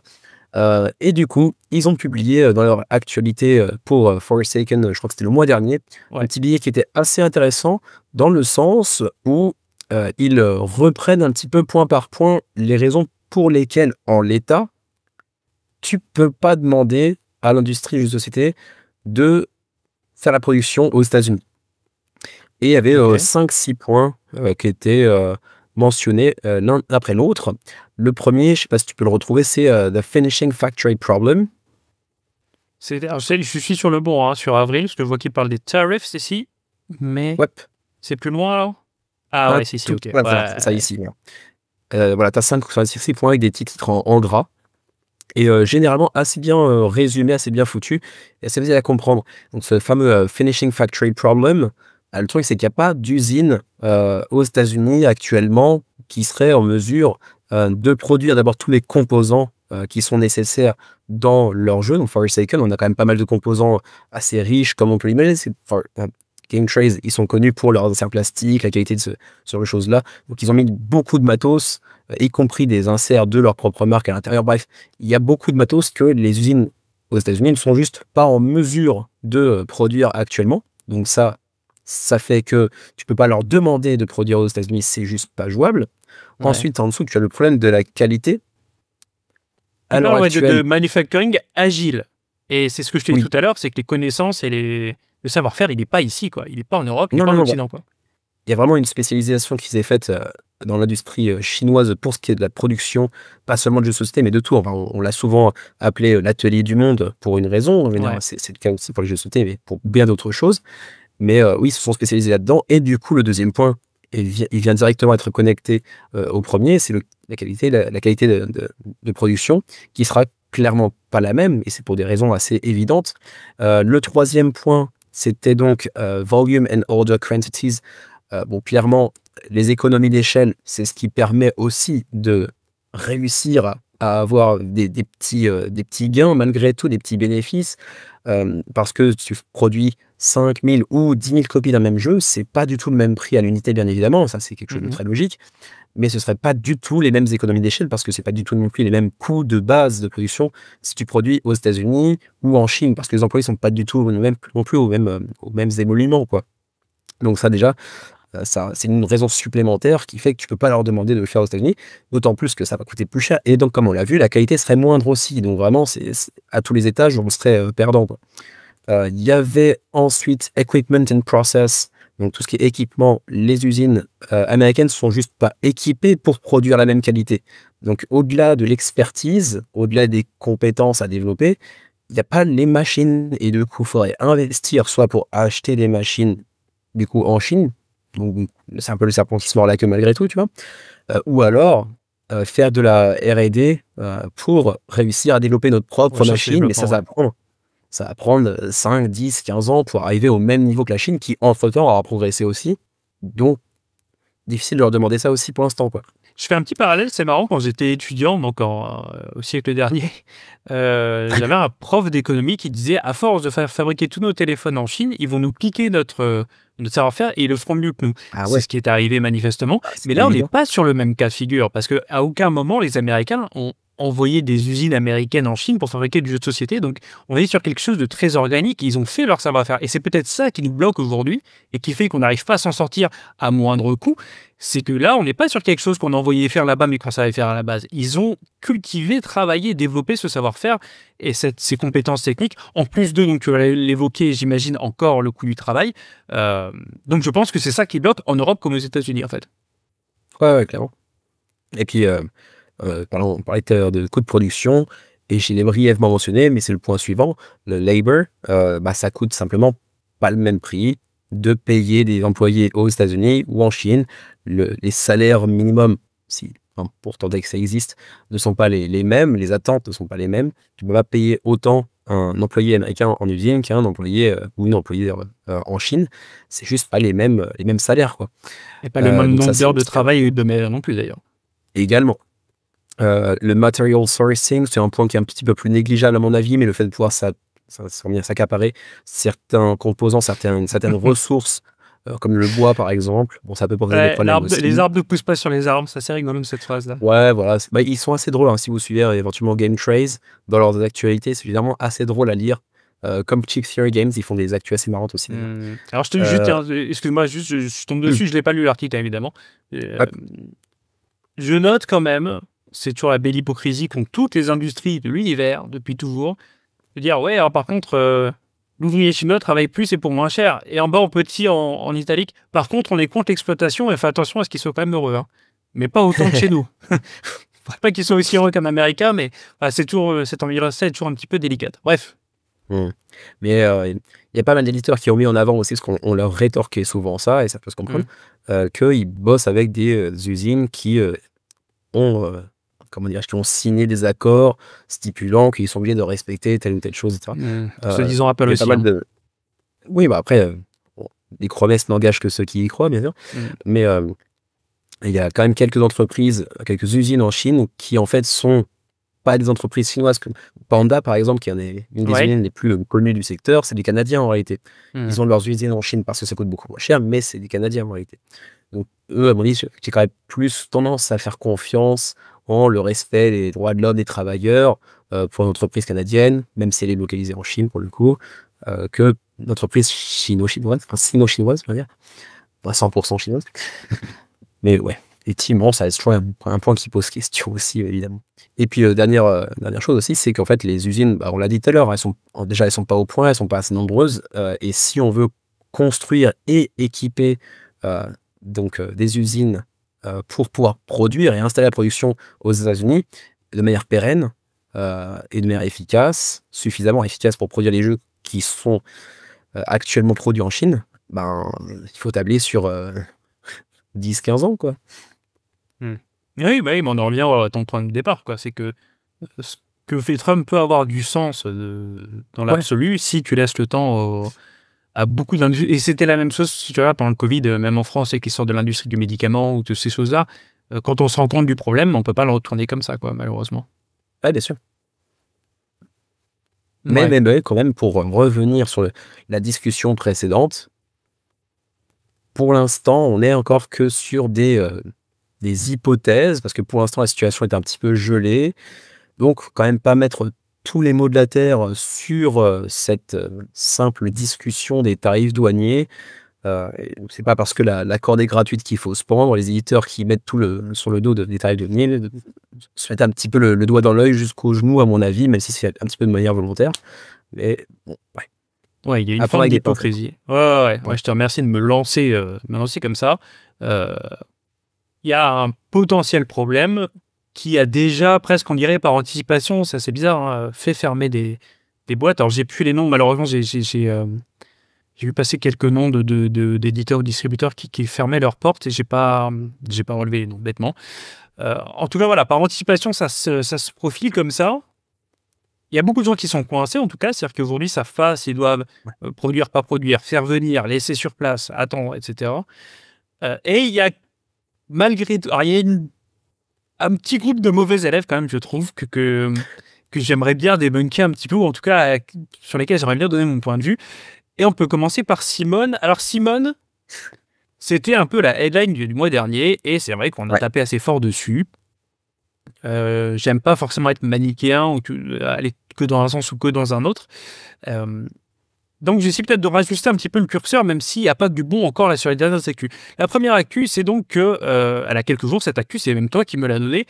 Simone a sorti son rapport financier 2024. Alors, je vous renvoie, je vous refais pas le pitch, hein, il est long. Je vous renvoie au podcast précédent si vous voulez plus de détails. Mais en gros, Simone avait suspendu et retardé la publication de ce rapport annuel financier 2024 qui est obligatoire, sous prétexte officiellement de problèmes de sous-effectifs. Et on s'était moqué de ça en disant des problèmes de photocopieuse, mais il y Ouais, a c'est d'autres Janine de gens. la Contact est malade. C'est ça. Il y a des gens plus sérieux que nous qui disaient, et je l'ai lu après coup, euh, que quand ta masse salariale représente 50% de tes dépenses, c'est un petit peu inquiétant de dire que malgré tout, tu as des problèmes d'understaff en fait. Et c'est en soi pas forcément bon signe. En tout cas, donc, cette suspension, ce retard là de rapport avait eu pour conséquence le gel de son action en bourse à Hong Kong, qui, au moment de l'enregistrement de cette émission, est toujours effectif, mais a priori, il faut quelques semaines pour que ça se débloque. Donc, a priori, voilà, ils sont rentrés dans les clous et ça va se débloquer. Et donc, évidemment, derrière ça, il y avait une grande inquiétude de la part des backers, alors que l'américain n'a encore livré. On nous avait repris là-dessus. On avait une dizaine de jeux, mais on ne comptait pas les précommandes. Si on rajoute les précos, ça fait quasiment une quinzaine, si je ne dis pas de bêtises. Je crois que c'était même un peu plus que ça, genre 18. Hein. Ça n'arrête pas d'augmenter. Donc, cette émission du On est mois tarif dernier, douanier. c'est la faute, tout arrive douanier. L'émission du mois dernier avait fait beaucoup réagir et je vous en remercie tous d'avoir réagi. Je réponds à tous les commentaires. Je suis ravi de débattre avec vous, même quand on n'est pas d'accord. Et surtout quand je dis des bêtises. Souvent, quand vous me corrigez, j'ai tendance à épingler les commentaires pour que ça apparaisse le plus haut possible. N'empêche que voilà, sans surprise, ce rapport n'est pas bon du tout. Hein, donc, il n'y avait pas que Nadine de la compta, il y avait aussi peut-être un autre petit souci. Alors, j'ai pas le rapport, je l'ai là, mais il fait 28 pages et clairement, j'ai pas le. Alors, si on peut noter qu'ils sont basés aux îles Caïmans, c'est toujours rigolo de voir que c'est des honnêtes taxpayers. Mauvais esprit, mauvais esprit. Non, mais c'est pour le climat, je pense. Et donc voilà, il y a beaucoup de choses. Je vais pas me prétendre analyste financier et vous décrypter tout ça. On peut donner quelques chiffres clés qu'on peut aller pêcher assez facilement. Ils ont un chiffre d'affaires qui est de 37 millions en 2024 et c'est leur niveau le plus bas depuis la pandémie. En 2023, ils étaient à 45 millions, donc il y a une petite chute nette évidemment qu'on attendait. Il y a certains chiffres qu'on avait déjà partiellement, hein, donc ce que je vous dis, il n'y a pas que des grosses surprises. Au niveau revenu de crowdfunding, on est à moins 25%. Le plus étonnant, on en avait débattu le mois dernier, c'est la vente en gros qui diminue enfin le chiffre d'affaires, les revenus sur la vente en gros diminuent de 39%. C'est une baisse qui, moi, me surprenait, on en avait parlé, et qui a tendance à s'accélérer, on dirait, depuis quelques années. Donc, ça fait une perte nette au total, de plus de 3 millions, alors qu'ils étaient à un petit peu moins d'1 million de bénéfices l'année dernière, donc en 2023, l'année précédente. Donc, c'est pas foufou. Évidemment, et ça, on l'avait évoqué, la réserve de trésorerie, elle continue à fondre, c'est bien avéré. Ils sont à 2,1 millions en fonds propres, c'est à 1 million de moins qu'en 2023. Et ils ont, alors ça, c'est pas moi qui l'invente, c'est que je l'ai lu, je trouvais ça intéressant. L'endettement a baissé. Ils sont à 4 millions d'endettement, mais l'article expliquait qu'en gros, si la trésorerie elle baisse, c'est que le désendettement se fait au détriment de la trésorerie. Donc, c'est pas du tout une preuve d'assainissement, en fait. Selon les sources qu'on consulte, la fourchette de perte fait de 40 à 100% pire que ce qui avait pu être annoncé ou pressenti. Alors, c'est marrant, j'avais oublié, je le savais pourtant. Il y a j'ai oublié son poste. Quel est son poste? David Webbright, celui le gars de chez Man vs Meeple, Oui, il a un Man poste versus chez... People, ouais. Ouais, et il est quoi? Il est CFO, il a un gros poste Ouais, il a un chez gros poste chez Simon. Simon. Ouais. Et il a donné un entretien informel par mail à Board Game Insider, qui est un podcast américain. Il a tendance à mettre globalement les problèmes sur le dos des frais de douane, des droits de douane américains, de manière assez décomplexée, ce qui me fait rire parce que là, on est sur des problèmes qui remontent à minima 2023 pour certains de leurs problèmes chroniques. Mais ils avaient prévu les hausses de taxes. Ouais, voilà, c'est qu'ils avaient vu loin. Ils affirment chercher à produire aux US, ce qui peut-être aussi... Alors voilà, on n'a qu'un point de vue, celui de GameTrace, on va pas non plus... mais en tout cas, voilà, ce qui paraît un petit peu illusoire et idyllique pour le moment, mais ils cherchent à produire aux US, ou du moins à assembler aux US, qui constitue toujours 50% de son marché, d'après ce monsieur Webbright. Et malgré tout, un peu avant la publication de ce rapport, Simon a annoncé à la fois une vague de licenciements, à cause des droits de douane, bien évidemment, et une pause dans le crowdfunding. Et ça, c'est ce qui me pose justement question. Parce que, donc oui, les droits de douane ont bon dos, mais si tu arrêtes le crowdfunding, est-ce que tu vas vraiment assainir, redresser ta situation financière, sachant que Simon, pour qui la plus grosse baisse en 2024, c'est la baisse de la vente en gros, c'est-à-dire de la vente en boutique. Simon, qui ne vit que par cette espèce de hype interminable et permanente, recyclée à chaque page KS. Je ne sais plus comment j'ai commencé ma question, mais est-ce que c'est vraiment la bonne solution d'arrêter de faire du crowdfunding, même si ça coûte des sous? Est-ce qu'ils peuvent remonter juste avec leurs sous de retail et de préco? Je ne sais pas ce que toi, t'en penses. Sachant que le climat de confiance, en plus, est dégradé maintenant. Oui, ça, la confiance a un petit peu pris un coup au niveau de la rondelle, c'est clair. Mais ouais, pour répondre à ta Marketing question... director, pardon. David Webbright de Man vs Meeple, il est marketing director. C'est écrit là en bas. Je suis pas sûr de comment je peux aborder la réponse dans le sens où effectivement le crowdfunding, on le sait, hein, c'est un système qui peut devenir rapidement pernicieux, dans le sens où tu vas financer tes jeux précédents grâce au financement de la campagne suivante, etc. Et il le faisait ad vitam aeternam. C'est un petit peu ce qui a mené à cette situation-là aussi, du coup. Donc, effectivement, ces rentrées d'argent qui ne vont pas avoir lieu parce qu'il n'y aura pas de crowdfunding, il va falloir qu'ils tapent ailleurs, donc dans la réserve, qui, on l'a vu, commence à fondre un petit peu. Donc ouais, ça pose un petit peu de question. Mais en même temps, je sais que depuis environ 2 ans, ils ont fait quand même une assez large comme campagne, pas de financement, mais de recrutement en interne pour développer des jeux qui sortiront directement en boutique. Et t'es sûr que c'est pas ceux qu'ils ont licenciés, ceux-là? Je sais pas exactement qu'ils ont ce serait licencié. étonnant, mais ouais. J'ai quelques, comment dirais-je, je sais qu'il y a quelques personnes, notamment dans le secteur graphique, design, qui ont été virés. Il y a notamment un mec qui bossait sur la DA de Massive Darkness, par exemple, qui a été viré. Je connais pas les détails des personnes, de quelle catégorie d'employés ont été virés. Mais il y a 2 ans, ils avaient quand même déjà commencé un petit peu comment dirais-je, ce virage vers la conception de jeux qui sortiraient directement en boutique, un petit peu comme l'a fait récemment en France Monolith, par exemple, avec sa nouvelle gamme qui sort directement en boutique. Est-ce que c'est pas arrivé trop tard? Je ne sais pas. Est-ce que c'est encore viable? Est-ce que c'est encore d'actualité avec cette nouvelle, avec les licenciements, etc. C'est une bonne question, je sais pas. J'ai un pote qui avait été engagé à ce moment-là, il y a 1 an et demi, pour ça d'ailleurs, pour la conception de jeux en interne qui sortiraient directement en boutique. Je sais pas, j'ai pas entendu parler de renvoi de sa part quand c'est arrivé, donc je pense qu'il est encore dans l'équipe. Mais ouais, c'est vrai que ça pose question. Comment ils vont avoir des rentrées d'argent sans le crowdfunding qui était vraiment leur signature move, on va dire. Donc ouais, c'est une question qui se pose. Est-ce qu'ils vont réussir à s'assainir sans ça?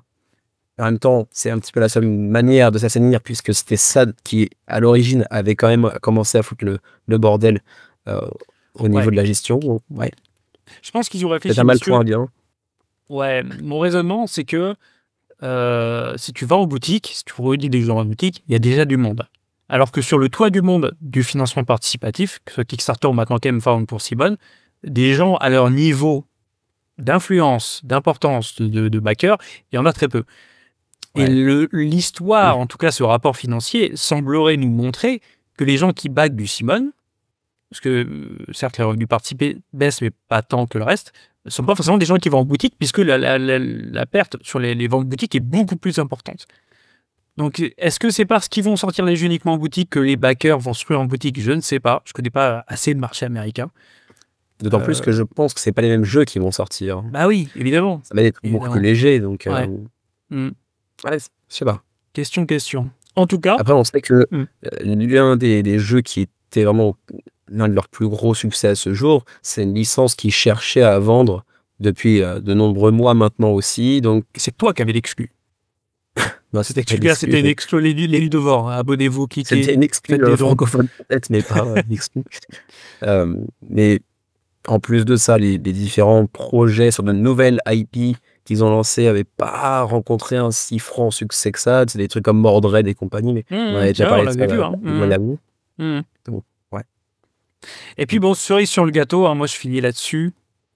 C'est le contexte qu'a choisi Final Frontier pour annoncer donc sa cessation d'activité, avec 3 campagnes qui sont jamais livrées, dont l'extension de l'excellent Merchant's Cove, enfin reprise d'extension, la BD marché en français, qui est un jeu que j'adore et je voulais plus le sortir avant que l'extension arrive, parce que c'est vraiment un choix de jeu, c'est un Eurogame pour faire court, parce que voilà, on est sur de l'oraison funèbre, mais c'est un Eurogame où chacun a donc un magasin, fabrique des objets pour les vendre après sur le plateau euro, et donc chaque marchand a sa petite mécanique, et c'est très tactile, très physique, c'est très bien pensé. C'est illustré par The Miko, on aime ou on n'aime pas, mais en tout cas le concept était top. En tout cas, l'extension ne sera pas livrée. Parmi 2 autres jeux dont j'ai plus les noms, mais je les ai notés plus bas. Et qu'est-ce qu'on a... Sixth Round, je crois, comme ça. Ouais, et puis on verra tout à l'heure. Non, je vais le dire maintenant. Coloma, reprint extension de Coloma, bien sûr. Oui. Donc voilà, évidemment, qu'est-ce qu'ils vont blâmer les droits de douane américains qui les ont tués par anticipation, c'est les précogs, là-dessus, ils vont aller chercher, ils vont commettre le crime avant qu'il ne soit commis. Et puis Simon. Donc, en gros, le narratif de Final Frontier, c'est de dire, bah, écoutez, Simon, il vient nous payer une traduction chinoise de Merchant's Cove, à mi-chemin, en gros, ou à 50-50, et il n'y a rien qui est sorti, et donc, bah, on doit fermer la porte à cause d'eux. Fermer nos portes à cause d'eux. Alors évidemment, on ne saura jamais, parce que Simon, lui, il récuse le cas. Il dit qu'au moment où Final Frontier a fermé ses portes, d'ailleurs par la voix de ce même David Webright, au moment où Final Frontier ferme ses portes, il était encore en discussion avec Simon, avec Final Frontier, pour régler les détails de ce paiement. Eux, ils disent que ça a toujours été un paiement à livraison, que cette livraison se faisait attendre à n'en plus finir et qu'eux-mêmes ne savaient pas s'il serait livré. Donc voilà, ils se renvoient chacun la balle. Malgré tout, donc j'avais envie de remettre l'église au milieu du village, parce qu'il y a des trucs qui me paraissent évidents. D'abord, le montant, c'était $65 000. Et ça, c'est un truc que tu as dit au tout début de ton intervention, au début de cette émission.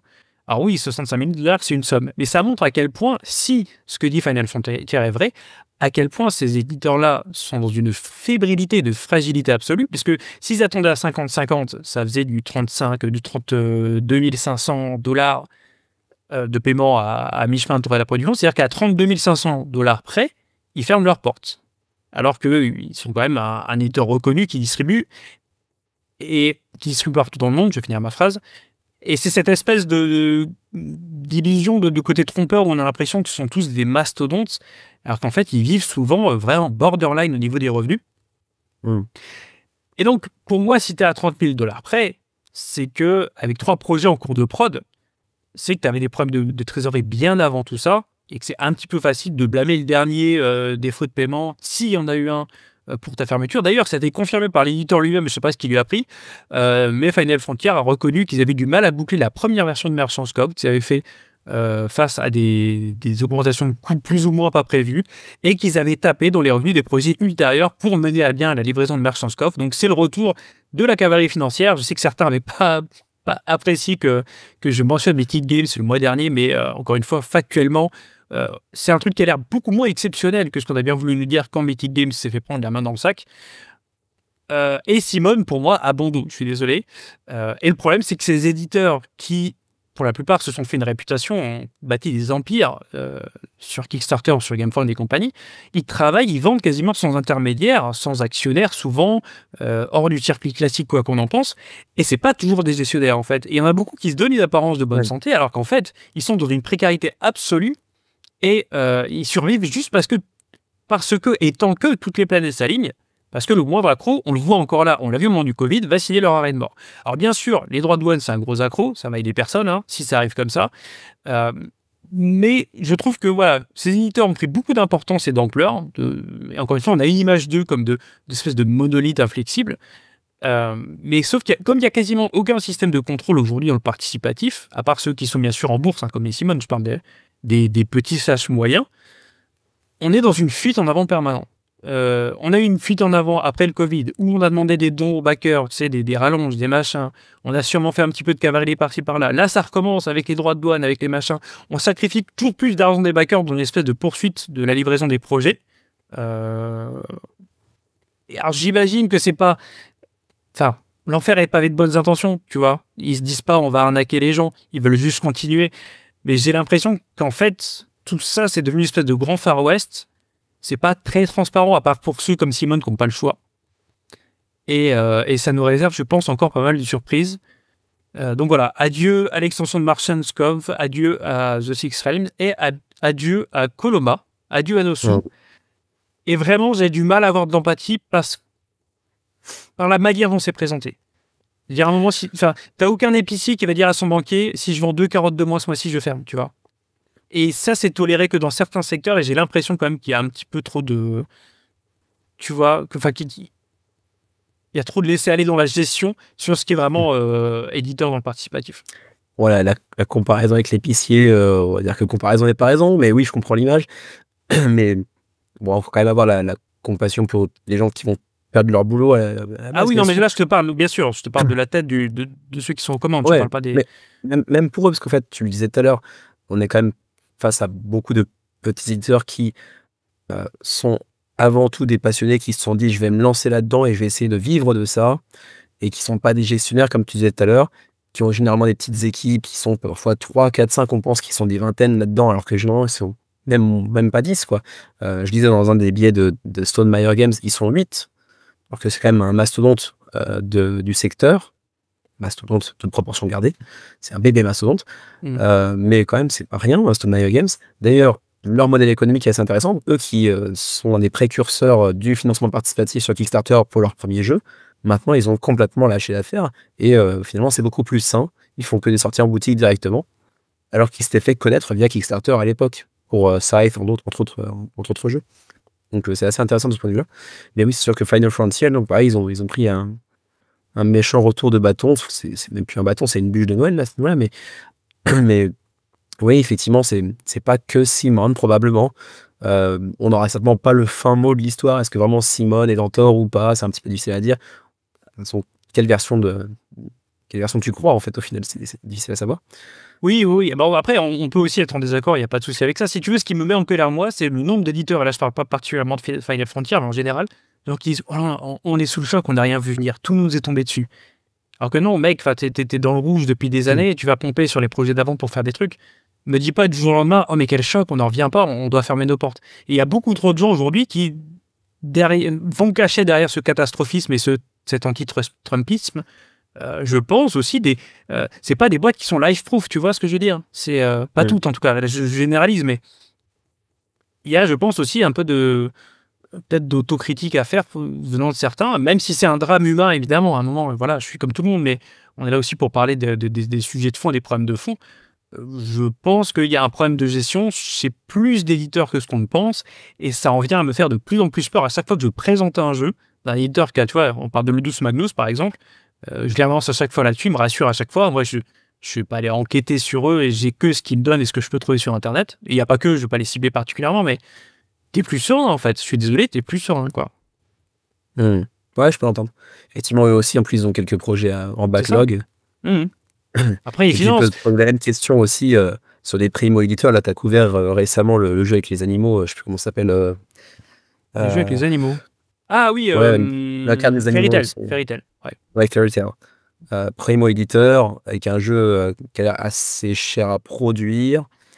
Ils ont financé large, non? Ouais, ils ont financé large, mais c'est très bien que ce financement, ça veut rien dire.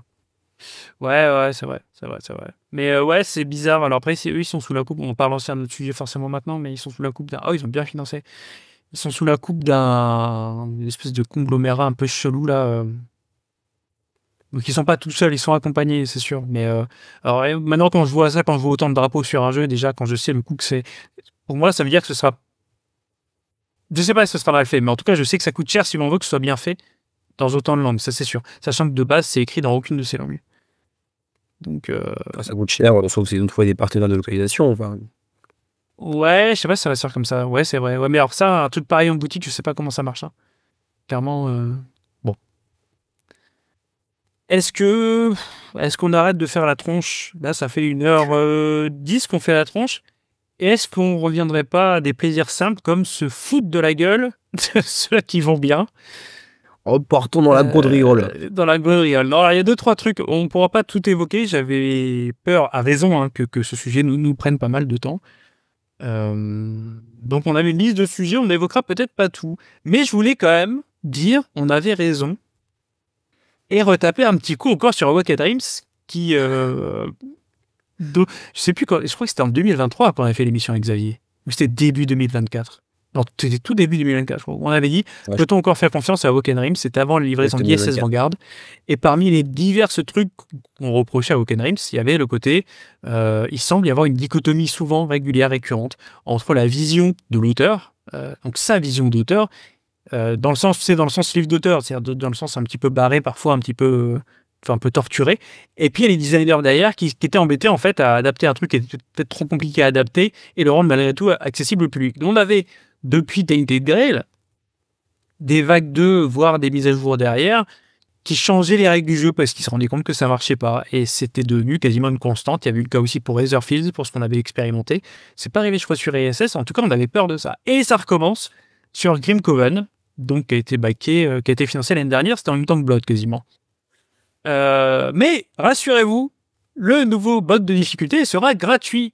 Parce qu'en plus, ils ont envisagé le fait de te faire payer pour équilibrer leur jeu. Donc ça n'arrivera pas. Et comme souvent, ils vont te dire que, après avoir vu des retours, on se rend compte que... Alors évidemment, pareil, je ne vais pas revenir à une caricature, mais ils se sont rendus compte que leur jeu était injouable. Et donc, on va te permettre de customiser un peu la difficulté en rajoutant des bricoles. Alors, on va pas... Les choses sont déjà développées, donc on va pas refaire le jeu complètement. Hein. Mais voilà, on va te donner des cartes à rajouter, des trucs à retirer. Et puis, comme ça, tu te débrouilles, en fait. Si tu n'arrives pas à gagner, tu ne sauras pas si c'est la courbe de progression de problème ou la difficulté qu'on a implémentée. Ce sera à toi de te démerder pour gagner et avoir l'impression que tu l'as mérité. Mais c'est gratuit. Et alors, on rigole, hein. Évidemment, je me moque, c'est du second degré. Mais ils savent pas développer un jeu. C'est quand même fou. Quand je vois le talent, pardon, et ça va donner l'impression que je suis un peu vendu à la cause, mais quand on voit le talent de Glass Cannon, ou au moins le fait que sur Frostpunk, qui était super dur et punitif, ils l'ont assumé jusqu'au bout. En disant, le jeu est conçu comme ça. C'est comme ça qu'on l'a voulu. T'en chies, c'est bien. Là, ça doit pas être si bien conçu que ça pour qu'à chaque fois, dès qu'il y a des mauvais retours, ils s'allongent en disant « Ah bah tiens, on va te donner des trucs en plus pour essayer que tu arrives à finir le jeu. » Moi, ça m'effare complètement d'avoir autant de talent, parce que c'est une boîte qui est bourrée de gens talentueux, et de pas être fichu quasiment, à quelques exceptions près, à sortir un jeu en une fois sans avoir besoin de bidouiller des trucs. Parce qu'en plus, quand tu lis, ça a l'air d'être de la bidouille. On te demande de bidouiller le jeu, de te débrouiller toi-même pour faire ta difficulté. Voilà. Je suis énervé aujourd'hui. Vas-y, dis-moi. Vas-y, apaise-moi. Écoute, je sais pas, vous savez que moi, j'ai pas de relation particulière avec Weekend Realms, j'ai backé aucun de leurs jeux. Généralement, c'est des univers que je trouve très très beaux, mais qui m'attirent pas outre mesure, à l'exception près de Dragon Eclipse, que j'avais backé, mais comme toi, j'ai annulé mon pledge. Je sais pas, 6 mois avant la livraison, quelque chose comme ça. Parce que finalement, je me suis dit, mais c'est juste que c'est trop beau, que les artworks me parlent beaucoup, mais au final, est-ce que le jeu m'intéresse tellement que ça? Bah non, pas tant que ça en fait. Ouais. Et du coup, j'avais retiré mon pledge. Et j'ai eu l'occasion quand même de tester quelques jeux comme Nemesis ou comme ISS Vanguard avec Xavier. Et je crois que d'ailleurs, Xavier m'aimait bien au début, puis je l'en ai un petit peu dégoûté après une partie Oui, ensemble. Carrément. Ouais, je sais pas, Grim Coven, c'est effectivement pas le premier apparemment jeu sur lequel il faut un excellent résultat en présentant une page de campagne hyper longue. Quand tu fais Mini Crossing, c'est affreux. Des pages de campagne, tu veux défiler, ça dure 10 minutes, c'est affreux. T'as des crampes aux doigts. Ouais, c'est vraiment chiant. Et pourtant, 6 mois après, ils disent bon, bah, on va refaire la moitié du jeu. Ouais. Parce qu'il était pas prêt en fait. C'est vrai que c'est étonnant. Et tu vois, c'est un éditeur que. Ouais, et c'est un éditeur que je chantais ses louanges parce que, alors les traductions françaises sont parfaites nulle part dans notre société, clairement. La traduction parfaite n'existe pas, mais c'était l'éditeur qui prenait la peine en fait de retarder à l'époque, c'était pour ça qu'elles étaient en retard, les versions localisées, pour envoyer les jeux à des groupes de testeurs bénévoles locaux. Genre, les envoyer, c'est arrivé pour Razorfield, ils ont envoyé à des Français, des groupes de Français qui avaient candidaté. Les mecs jouaient au jeu, ils disaient, bah écoutez, c'est bien traduit, mal traduit. Donc, pour la traduction, à l'époque, en tout cas, je sais pas comment c'est maintenant, ils prenaient la peine d'envoyer leur jeu, le faire tester et tout. Et là, peut-être qu'ils le font encore, mais le résultat est toujours mauvais. Et tu vois, juste, c'est pour ça que je m'énerve en fait. C'est quand je lis, donc ce nouveau mode flexible va introduire un système de modificateur de difficulté qui vous permettra d'ajuster votre chasse exactement comme vous le souhaitez. Et vous pourrez mélanger ces modificateurs comme vous voulez pour créer une expérience personnalisée. Qui a envie de ça en fait? C'est-à-dire qui a envie, quand tu joues à Mario sur ta Switch là, qui a envie d'avoir le truc qui dit que tu peux pas tomber dans les trous pour que ce soit plus facile d'aller au bout? Enfin, alors, certainement, peut-être que certains ne seront pas d'accord avec moi, n'hésitez pas à me le dire, insultez-moi, il n'y a aucun problème. Hein. Mais pour moi, quand je joue à un jeu, je m'attends à ce que la difficulté soit plus ou moins équilibrée pour que je puisse me dire ça, c'est le challenge. Il faut que je sois meilleur, que je bosse, que j'apprenne, que je réfléchisse pour l'atteindre, le battre, quoi. Là, on dit, ouais, bah écoute, tu rajoutes du plus, du moins, puis tu fais ta sauce. Il me manque, si tu veux, cette barre, tu vois ce que je veux dire? Ce niveau, c'est cette barre-là qu'il faut franchir pour battre le jeu. Je m'y resterai quand même ton propos quand même dans le sens où toi qui est encore plus amateur je crois de jeux vidéo que moi, il y a quand même a fortiori ces dernières années pas mal de jeux maintenant qui te tiennent pas mal la main, qui te proposent 3-4 niveaux de difficulté et ensuite un Super Game Plus que certains imaginent être le vrai niveau de difficulté voulu par les concepteurs, etc. Bon, est-ce que c'est si choquant de voir un peu la même chose dans le jeu de société? Je sais pas. Bah en tout cas on me l'a pas vendu comme ça si tu veux. À la base. Oui, bon, t'as pas vendu comme ça. Ça, c'est vrai. Mais le jeu aura une vie en boutique aussi, avec des joueurs peut-être un peu moins orientés experts, etc., qui veulent juste une expérience un peu plus simple, avec un univers magnifique, comme c'est souvent le cas chez Oaken Realms, mais sans avoir un jeu trop compliqué. Bon, peut-être que c'est aussi l'opportunité de s'ouvrir vers un public un peu plus grand, je sais pas, mais... Peut-être que je suis trop dur avec eux, d'ailleurs. Parce que j'ai l'impression qu'ils me donnent raison, tu vois. Vas-y, pardon. Pour l'instant, c'est difficile d'avoir une opinion définitive et arrêtée sur le sujet.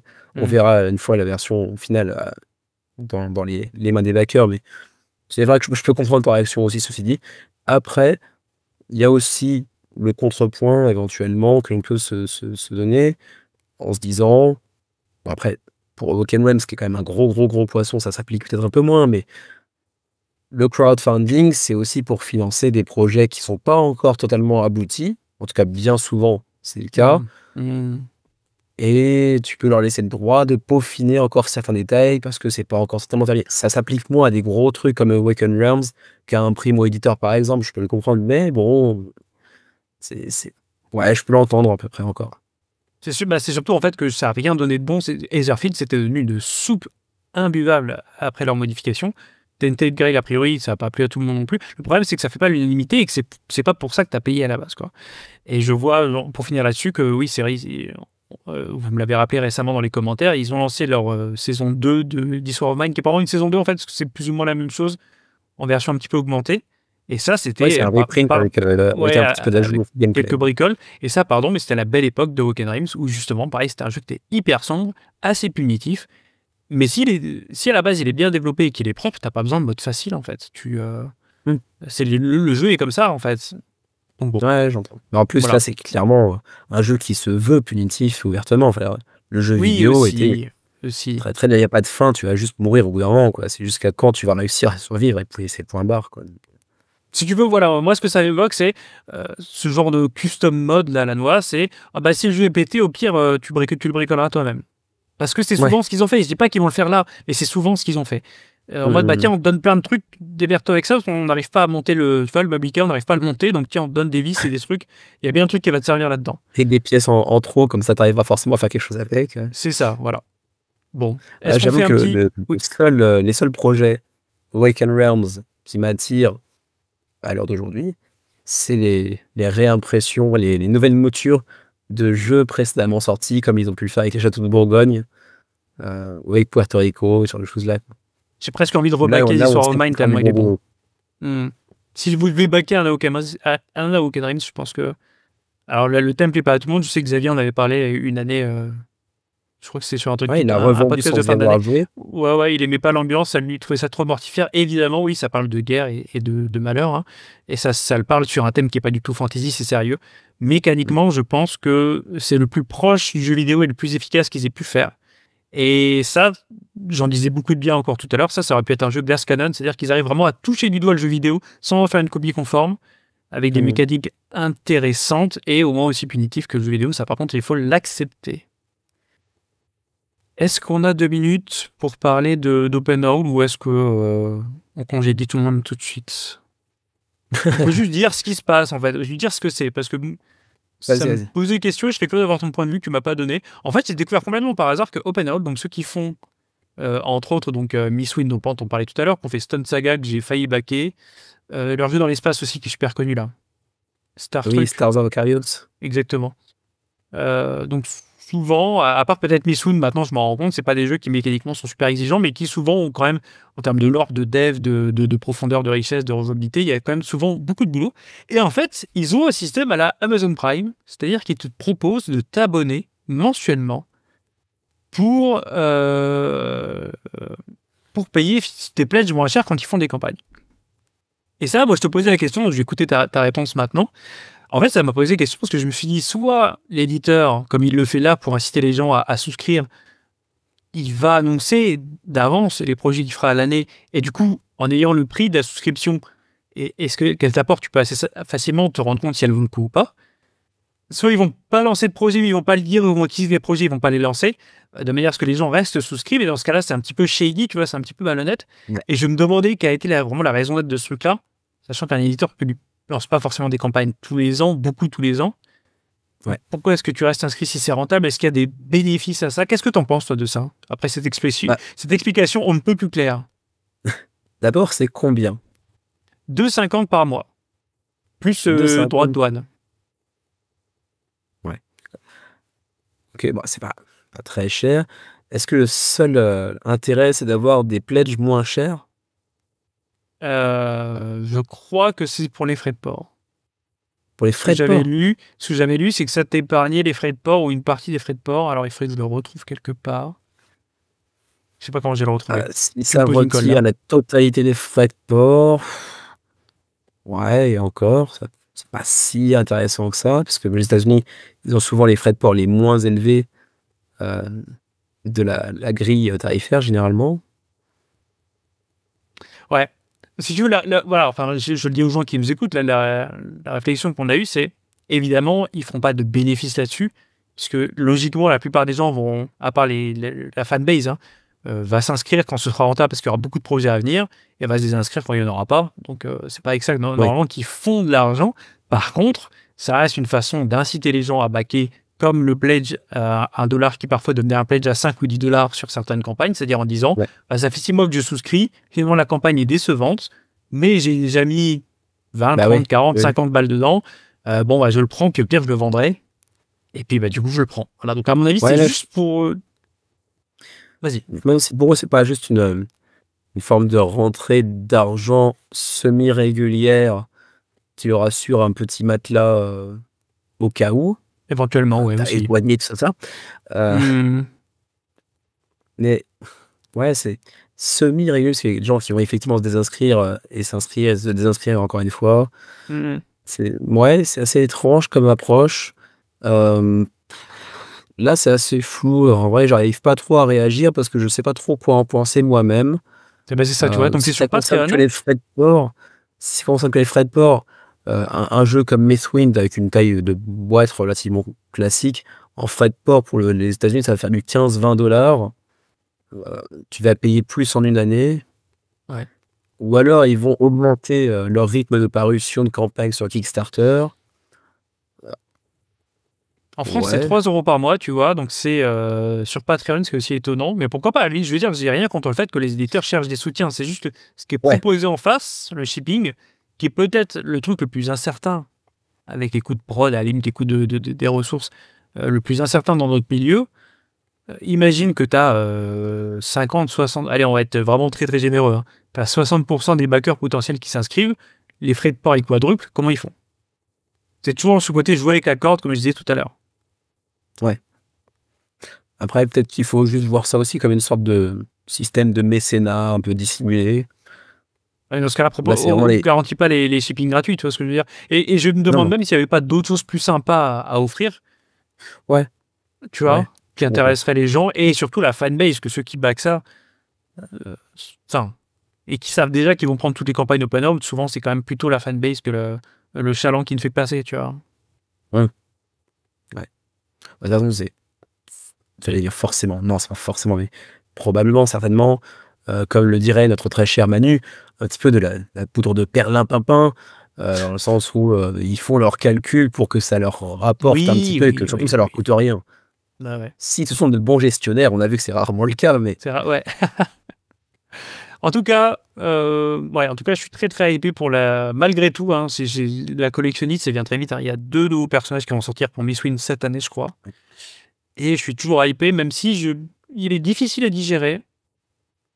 il y a la nouvelle campagne dans l'univers de Ça. Mythwind, mais Ouais, qui n'est pas aussi. Mythwind aussi. Tu sais que Stone Saga, moi, j'avais review, j'en avais dit pas que du mal, mais j'avais trouvé des gros défauts. Mais c'est comme Bah, Stars tu vas of pas où tu Icarus, veux j'ai me quand même dire, par toujours contre. envie d'y jouer. Ils font des jeux auxquels j'ai envie de jouer, tu vois. Même si je suis pas Ah, c'est convaincu déjà bien. dans l'absolu de la qualité du truc. C'est déjà bien. Ouais. C'est qu'il y a un truc. Moi, c'est pas tellement Ouais. Stone Saga qui m'a tiré, mais le jeu qu'ils ont sorti l'année dernière exclusivement solo. Ah, du coup, j'ai pas regardé si c'est que solo. Bah attends, on va chercher. Comment ça s'appelait déjà? Wormwood ou ce comme ça, je sais plus. Ah ouais. Un truc avec Wood dedans. Un truc avec Wood. Et celui-là, pour le coup, avait l'air d'être vraiment Wildwood. sympa. Voilà, Storyful Wildwood.